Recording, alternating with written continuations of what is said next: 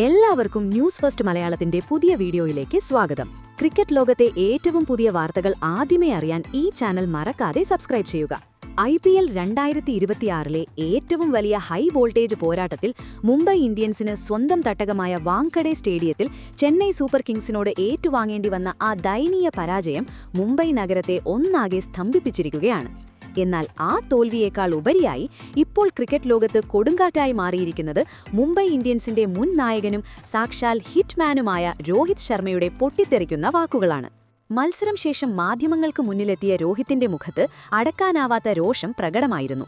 സ്വന്തം ടീമിന്റെ ദയനീയ തകർച്ച കാണേണ്ടിവരുന്ന ഒരു യഥാർത്ഥ കായിക താരത്തിന്റെ വേദനയും നിരാശയും ആ വാക്കുകളിൽ കൈപ്പേറിയ സത്യങ്ങളായി പുറത്തുവന്നു. യാതൊരു മടിയും കൂടാതെ ആരെയും ന്യായീകരിക്കാൻ നിൽക്കാതെ അദ്ദേഹം പരാജയത്തിന്റെ പൂർണ്ണ ഉത്തരവാദിത്വം ക്യാപ്റ്റൻ ഹാർദിക് പാണ്ഡ്യയുടെ തന്ത്രങ്ങൾക്കും തിലക് വർമ്മയുടെ മെല്ലെപ്പോക്ക് ബാറ്റിംഗിനും ചാർത്തി. മുംബൈ ഇന്ത്യൻസ് പോലൊരു ചാമ്പ്യൻ ടീമിൽ നിന്ന് ഇത്രയും സാധാരണവും ദിശാബോധവുമില്ലാത്തതുമായ ഒരു പ്രകടനം ആരും പ്രതീക്ഷിച്ചിരുന്നില്ല എന്ന് രോഹിത് തുറന്നടിച്ചു.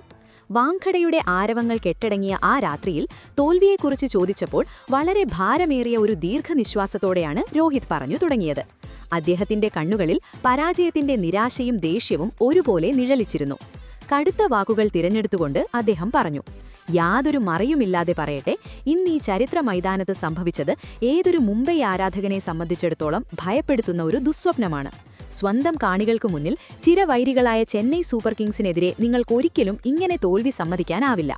207 റൺസ് എന്ന കൂറ്റൻ വിജയലക്ഷ്യം പിന്തുടരുമ്പോൾ കാണിക്കേണ്ട യാതൊരു പോരാട്ട വീര്യവും ടീമിലുണ്ടായിരുന്നില്ല എന്ന് രോഹിത് ചൂണ്ടിക്കാട്ടി.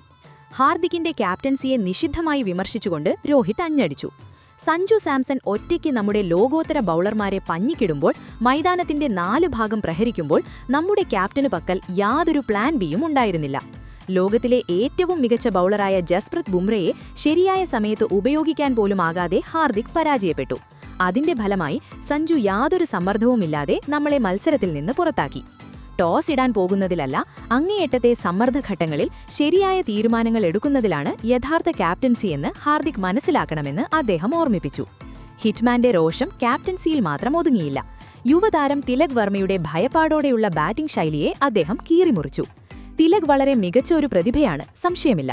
പക്ഷേ ഇന്ന് 29 പന്തുകൾ നേരിട്ട് വെറും 37 റൺസ് എടുത്ത ആ രീതി ടീമിന്റെ സമ്മർദ്ദം കുറയ്ക്കുന്നതിനു പകരം ഇരട്ടിയാക്കുകയായിരുന്നു ചെയ്തത്.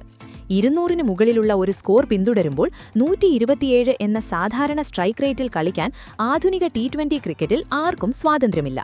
സൂര്യകുമാറും തിലകും തമ്മിലുണ്ടായ 73 റൺസിന്റെ കൂട്ടുകെട്ട് കണക്കുകളിൽ മനോഹരമാണെങ്കിലും അത് വളരെ ഇഴഞ്ഞു നീങ്ങിയതൊന്നായിരുന്നുവെന്നും അതോടെ ആവശ്യമായ റൺ റേറ്റ് 15 കടക്കുകയും തിരിച്ചുവരവ് അസാധ്യമാവുകയും ചെയ്തു.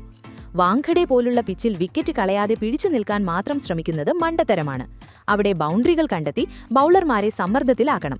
അക്കീൽ ഹുസൈനെ പോലൊരു സ്പിന്നർക്കു മുന്നിൽ തിലക് റൺസ് കണ്ടെത്താൻ പാടുപെട്ടത് ടീമിന്റെ തന്ത്രപരമായ വലിയ വീഴ്ചകളെയാണ് തുറന്നുകാട്ടുന്നത്. സീനിയർ താരങ്ങളുടെ മോശം തന്ത്രങ്ങളിലും ജൂനിയർ താരങ്ങളുടെ ഭയപ്പാടോടെയുള്ള സമീപനത്തിലും താൻ കടുത്ത അതൃപ്തനാണെന്ന് ആ വാക്കുകൾ അടിവരയിട്ടു. സ്വന്തം ടീമിന്റെ പോരായ്മകൾ എണ്ണി പറഞ്ഞ ശേഷം രോഹിത്തിന്റെ ശബ്ദം അല്പം മൃദുവായി. ഒരു യഥാർത്ഥ കായിക പ്രേമിയെപ്പോലെ ചെന്നൈ സൂപ്പർ കിങ്സിന്റെ വിജയശില്പിയായ സഞ്ജു സാംസണിന്റെ അതുല്യമായ പ്രകടനത്തെ വാഴ്ത്താൻ അദ്ദേഹം മറന്നില്ല. മുംബൈ ബൌളർമാർക്ക് ഒരു കണ്ണാടി കാണിച്ചുകൊണ്ട് രോഹിത് പറഞ്ഞു, സത്യം പറയുകയാണെങ്കിൽ വാങ്കഡയിലെ ഈ രാത്രിയിൽ ഏറ്റവും മനോഹരവും കലാപരവുമായ എന്തെങ്കിലും ഉണ്ടായിരുന്നുവെങ്കിൽ അത് നിസ്സംശയമായും സഞ്ജുവിന്റെ ബാറ്റിംഗ് ആയിരുന്നു. ഇരു ടീമുകളുടെയും അഭിമാനം കാത്തുസൂക്ഷിക്കേണ്ട ഈ ഹൈ വോൾട്ടേജ് മത്സരത്തിൽ 101 റൺസ് നേടി പുറത്താവാതെ നിൽക്കുക എന്നത് സഞ്ജുവിന്റെ അസാമാന്യമായ കഴിവിനെയും മാനസിക കരുത്തിനെയും വ്യക്തമാക്കുന്നു. ഇന്ന് ലോകം മുഴുവൻ ആ പ്രകടനത്തെ അംഗീകരിക്കുന്നു. ലോകോത്തര ബൌളർമാർക്കെതിരെ സഞ്ജു കാണിച്ച നിർഭയത്വം രോമാഞ്ചമുണ്ടാക്കുന്നതായിരുന്നു.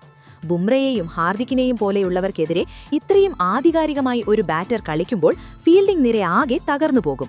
സഞ്ജുവിന്റെ ആ മാന്ത്രിക ടൈമിങ്ങും ഗഗനചുംബിയ സിക്സറുകളുമാണ് മത്സരത്തിന്റെ ഗതി പൂർണ്ണമായും മാറ്റിയത്. ഒരു ബാറ്റർ അയാളുടെ ഏറ്റവും മികച്ച ഫോമിൽ നിൽക്കുമ്പോൾ എതിർ ടീമിലെ ഒരു കളിക്കാരൻ എന്ന നിലയിൽ നിങ്ങൾക്ക് അവശേഷിക്കുന്നത് ആ പ്രതിഭയെ സല്യൂട്ട് ചെയ്യുക എന്നതാണ്. ഈ തലമുറയിലെ ഏറ്റവും മികച്ച ബാറ്റർമാരിൽ ഒരാളാണ് സഞ്ജു എന്ന് രോഹിത് കൂട്ടിച്ചേർത്തു. ഇത് സഞ്ജുവിനോടുള്ള ആദരവ് മാത്രമല്ല, ബൌളിംഗ് മെച്ചപ്പെടുത്തിയില്ലെങ്കിൽ മുംബൈ ഇനിയും പ്രഹരങ്ങൾ ഏറ്റുവാങ്ങേണ്ടി വരുമെന്ന് മുന്നറിയിപ്പും കൂടിയായിരുന്നു. രോഹിത്തിന്റെ ഈ വാക്കുകൾ ഇപ്പോൾ സോഷ്യൽ മീഡിയയിൽ കാട്ടുതീ പോലെ പടരുകയാണ്. മുംബൈക്ക് ഈ ടൂർണമെന്റിൽ പിടിച്ചു നിൽക്കണമെങ്കിൽ ഹാർദിക്കിന്റെ ക്യാപ്റ്റൻസിയിലും തിലക് പോലുള്ളവരുടെ സ്ട്രൈക്ക് റേറ്റിലും കാര്യമായ മാറ്റങ്ങൾ വരുത്തിയേ തീരൂവെന്ന് അദ്ദേഹം കർശന മുന്നറിയിപ്പ് നൽകി. അല്ലെങ്കിൽ ഇത് മുംബൈയുടെ ചരിത്രത്തിലെ ഏറ്റവും മോശം സീസണായി മാറും. സഞ്ജുവിന്റെ ആ 101 റൺസിന്റെ മാസ്മരിക സെഞ്ചുറിയും മുംബൈയുടെ 85-ൽ 5 എന്ന ദയനീയ അവസ്ഥയും ഓരോ ക്രിക്കറ്റ് ആരാധകന്റെയും മനസ്സിൽ മായാതെ പതിഞ്ഞുകഴിഞ്ഞു. കൂട്ടുകാരെ, നിങ്ങൾക്കെന്തു തോന്നുന്നു? മുംബൈയുടെ ഈ പരാജയത്തിൽ രോഹിത് ശർമ്മയുടെ ദേഷ്യം ന്യായമാണോ? തിലക് വർമ്മയുടെ മെല്ലെപ്പോക്കാണോ തോൽവിക്ക് പ്രധാന കാരണം? നിങ്ങളുടെ വിലയേറിയ അഭിപ്രായങ്ങൾ ഹിറ്റ്മാൻ ആംഗ്രി എന്നോ രോഹിത് സ്പീക്സ് എന്നോ കമന്റ് ബോക്സിൽ തീർച്ചയായും രേഖപ്പെടുത്തുക. ഹിറ്റ്മാന്റെ ഈ ശക്തമായ പ്രതികരണം നിങ്ങൾക്ക് ഇഷ്ടമായെങ്കിൽ ഈ വീഡിയോ ലൈക്ക് ചെയ്യാനും IPL 2026ന്റെ കൂടുതൽ എക്സ്ക്ലൂസീവ് അപ്ഡേറ്റുകൾക്കും വിശകലനങ്ങൾക്കുമായി ഈ ചാനൽ ഇപ്പോൾ തന്നെ സബ്സ്ക്രൈബ് ചെയ്യാനും മറക്കരുത്.